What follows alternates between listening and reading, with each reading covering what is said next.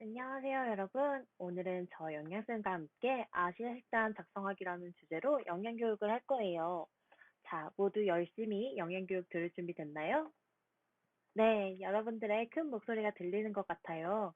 오늘 이 수업을 마치고 나면 아시아에는 어떤 나라가 있고 이 나라를 대표하는 음식들과 이 음식으로 구성된 학교급식 식단을 짜보는 능력이 생길 거예요.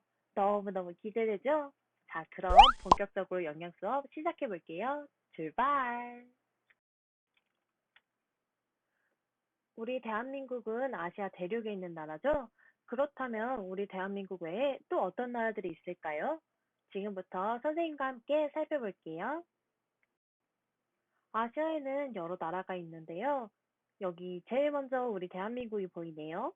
그리고 우리나라 오른쪽 바다에 큰 섬나라 일본이 있어요. 그리고 베트남, 인도네시아, 인도, 그리고 큰 나라 중국 등 여러 나라가 아시아에 속해 있어요. 이 많은 나라 중에 오늘은 중국, 인도, 베트남에 대해 알아볼 거예요. 자, 여러분, 여기 보이는 음식은 어떤 음식의 일부일까요? 숙주나물이 살짝 보이고 맑은 국물이 보이는 것 같아요. 맞아요. 이 음식은 베트남의 대표 음식인 쌀국수입니다. 이번 음식은 좀 쉬운 것 같아요. 바로 알 것 같나요? 맞아요. 매콤하고 달콤하면서도 씹을수록 고소한 마파두부랍니다. 마파두부는 어느 나라의 대표적인 음식일까요? 네, 맞아요. 중국의 대표적인 음식입니다. 이번엔 여러분한테 조금은 생소할 수도 있을 것 같아요. 빵 같기도 하고, 이 음식이 무엇일까요? 바로 난이라는 음식이에요. 인도 음식인 난을 이따 자세히 알아보도록 해요.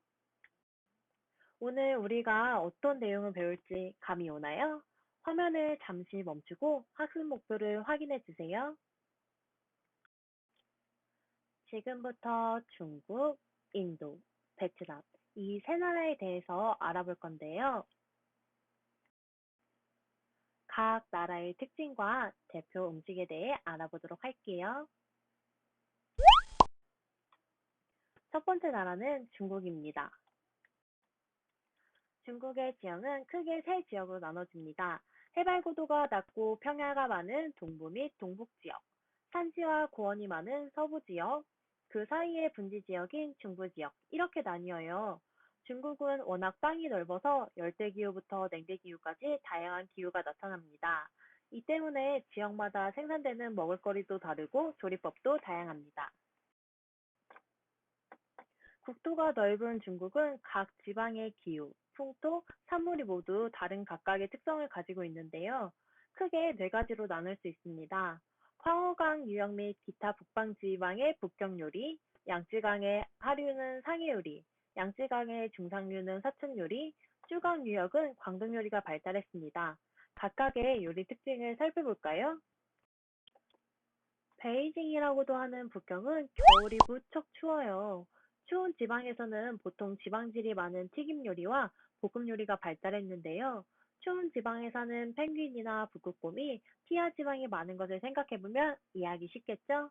북경이 가장 화려한 문명을 자랑한 시대는 청나라 시대로 궁중을 중심으로 중국 각지에서 올라온 특산품과 우수한 요리사들이 각 지역의 장점만을 받아들여 음식 문화를 발달시켰어요. 북경 요리의 대표 음식으로는 오리구이, 양고기 샤브샤브 등 기름진 음식들이 있습니다. 다음은 상하이라고도 하는 상해는 해안가에 있지만 평야가 발달한 지역입니다. 그래서 농산물과 해산물이 모두 발달했어요. 풍부한 농산물과 갖가지 해산물의 집산지로 다양한 요리가 발달했습니다. 특히 곡물로 만든 술, 간장, 흑초가 발달하여 요리에 넉넉하게 사용되었기 때문에 달고 농후한 맛이 특징입니다. 상해 요리의 대표 음식으로는 철기집 요리, 동파육, 꽃빵 등이 있으며 해산물, 축산물, 농산물 음식이 모두 잘 발달하였습니다. 서천분지는 중국의 곡창지대로 유명한데요. 그래서 해산물을 제외한 모든 식재료가 풍성해요. 야생 동식물이나 채소류, 민물고기 등을 주재료로 한 요리가 많고 더위와 추위가 심해 향신료를 많이 쓰고 자극적인 맛이 특징입니다. 맵고 짜고 자극적으로 느껴진다면 사천 요리일 가능성이 높아요. 파, 마늘, 고추를 사용한 사천 요리는 한국인의 입맛에도 잘 맞습니다. 사천 요리의 대표 음식으로는 아까 퀴즈에서 봤던 마파두부, 매콤한 누룽지탕, 궁보게장 등이 있어요. 모두 다소 빨갛게 매워 보이죠? 마지막으로 살펴볼 요리는 광동 요리입니다. 광동 지방은 해안가에 있어서 외국과의 교류가 빈번했어요. 개방된 지역인 만큼 전통 요리와 국제 요리가 잘 어우러진 퓨전 요리가 많이 탄생했습니다. 예를 들면 포르투갈 식민지 시대에 전해오던 요리 기법이 사용되기도 하고 서양 요리, 베트남 요리 등의 특징이 나타나기도 한답니다. 광동 요리의 대표 음식으로는 중국의 3대 탕수육 중 하나인 꾸라우로우와 팔보채, dimsum 등이 있습니다. 이번에 인도에 대해서 알아볼까요? 인도의 북부에는 세계의 지붕이라 불리는 히말라야 산맥이 동서로 길게 뻗어 있고 그곳에서 인더스강과 갠지스강이 시작됩니다. 이 자연경관은 빼어난 장관을 이룰 뿐 아니라 일찍이 고대 도시 문명이 탄생한 곳이기도 합니다. 인도의 종교라 하면 어떤 종교가 가장 먼저 생각나시나요? 아마도 힌두교와 불교를 떠올리는 학생들이 많을 텐데요. 인도는 불교와 힌두교의 발상지이며 불교의 창시자인 석가모니의 고향이기도 하고 시성이라 불리는 타고르가 태어난 곳이기도 해요. 그래서 인도에서는 이 종교들이 인도인들의 사회 문화적으로 큰 영향을 주었습니다.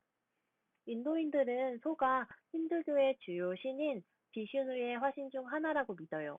그렇다고 모든 소들이 신성시 여겨지는 것은 아니에요.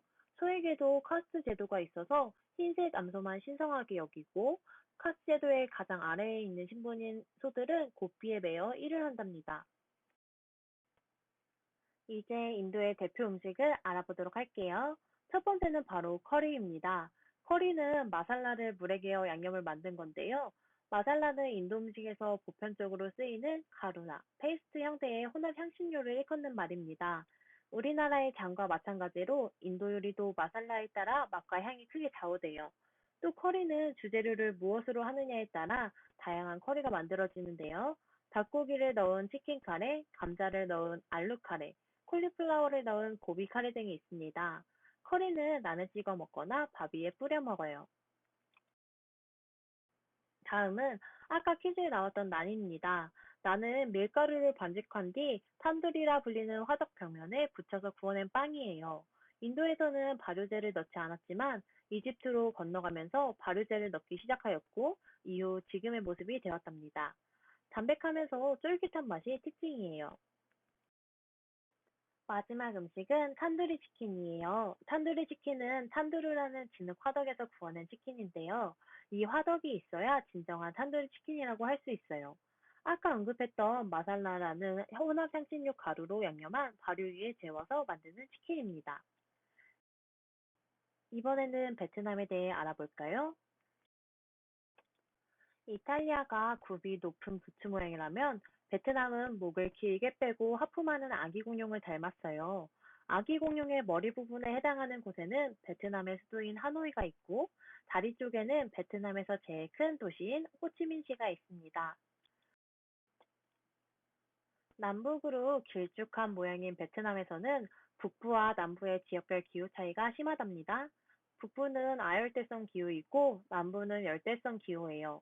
베트남의 평균 기온은 24도 정도로 사람이 생활하기에 딱 알맞은 온도이지만 습도가 높고 평균 강우량이 한국보다 2.4배 많아 습한 기후가 특징입니다. 베트남의 대표 음식을 알아볼게요. 첫 번째는 포입니다. 쌀로 만든 국수에 육수를 붓고 고추를 얹어 먹는 베트남식 국수 요리예요. 주로 아침에 먹는 음식이랍니다. 소화가 잘 되고 영양 성분이 고르게 들어있는 이 쌀국수는 칼로리까지 적어 건강식으로 알려져 있어요. 요리 재료에 따라 조리법이 다양한 쌀국수는 소고기를 얹은 포보, 닭고기를 얹은 포가 등이 있습니다. 다음 음식은 짜조예요. 흔히 스프링롤이라고 말하는 중국식 춘건이 베트남에도 널리 보급되어 있어요. 중국뿐 아니라 동남아 다른 국가에서도 쉽게 접할 수 있지만 베트남의 짜조는 이를 토착화한 것으로 새우살, 저민 고깃살, 당면, 버섯 등을 라이스 페이퍼에 싸서 바삭바삭하게 튀겨낸 요리입니다. 마지막 음식은 반미입니다. 반미는 베트남식 바게트를 반으로 갈라 채소 등의 속재료를 넣어 만든 베트남식 샌드위치를 말합니다. 프랑스 바게트 빵과 비슷하며 겉이 딱딱해서 그냥 떼어 먹기도 하나 대부분 빵 가운데를 잘라서 달걀 후라이를 넣거나 말린 돼지고기, 야채를 넣어서 먹습니다. 외국인들은 버터나 잼을 발라서 먹기도 해요. 다음은 알아두면 좋은 베트남 음식 관련 단어들입니다. 화면을 잠시 멈추고 한번 살펴보세요. 우리가 지금까지 배운 다양한 아시아 음식들이 학교 급식에서는 어떻게 반영될까요? 우선 아시아 식단을 학교 급식에 반영하려면 학교 급식의 식단 작성 조건을 알아야 해요. 식단 기본 구성은 밥, 국, 주찬, 부찬, 김치류 후식이 있고 청소년기에는 한 끼에 500에서 600kcal를 그리고 200에서 300kcal의 간식을 섭취해야 해요. 그리고 찌기, 볶기, 삶기, 굽기, 튀기기 등 다양한 조리법을 사용하고 식감의 조화, 색의 조화, 맛의 조화를 고려해야 한답니다. 그러면 이제 아시아 식단이 반영된 학교 급식 사진을 한번 볼까요? 중식인 짜장면, 볶음밥, 탕수육이 있네요. 베트남 음식인 쌀국수와 짜주가 보이고, 인도 음식으로는 커리와 탄두리 치킨까지. 와, 정말 학교 급식은 사랑입니다. 그럼 이제 여러분이 직접 아시아 식단을 작성해 볼까요? 지금부터 내가 만드는 아시아 식단 활동지에 나만의 식단을 작성해 봅시다. 시작!